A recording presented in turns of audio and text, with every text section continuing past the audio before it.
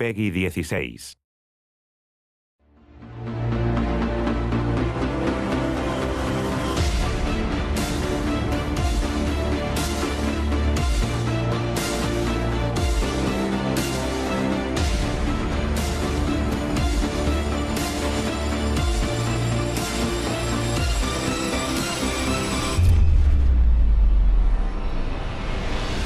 Infinite Crisis is kind of my dream project in that it is a world where you can take all the DC heroes you knew and loved and you can see their twisted reflections, their dark mirrors, their idealized versions, all of them on the same page. It is the most broad, open-ended set of universes in any comic universe, especially since the introduction of the multiverse and the Elseworlds.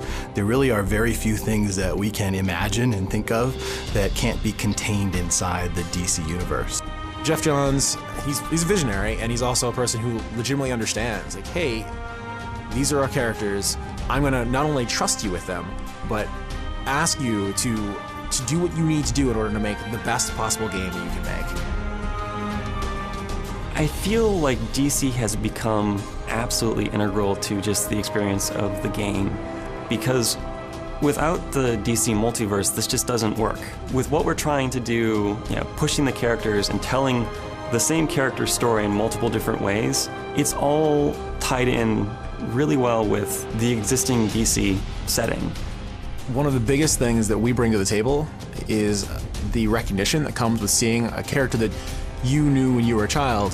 When you take these characters that are larger than life and you put them in a game, seeing Batman, seeing Wonder Woman, these characters are people that resonate with you in a way that really a lot of other characters from most other mobile games cannot.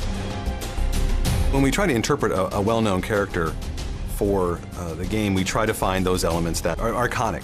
So when you take someone like Green Lantern and his constructs, he can imagine and create anything. We can't have him do that because, well, there's a variety of reasons why that would just be a bad idea for the game and for the feasibility of making him. So we try to find things that are representative of him in his constructs. So he summons a giant jet and throws it at you, and that, of course, represents his sort of backstory as being that test pilot. We're always looking for ways to incorporate DC history and lore into the game in ways that make sense for a competitive environment. And one of the ways that I'm really proud of and what we've done that is through the artifacts. Now, these are the items that players will be acquiring from the Artifact Foundry through the match. These are items that increase the power of their champion, so that makes them better able to deal with the threat at hand.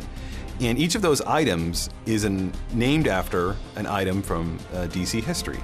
We have Two-Face's coin, and we have Atlantean artifacts, things like that. And those items have a history to them. And it's the history that, in a sense, gives them their power. The multiverse is our license to do almost anything we want, and I'm really excited by it. Being able to make a alternate universe version of Superman, specifically one that DC hasn't even explicitly made yet, is very exciting.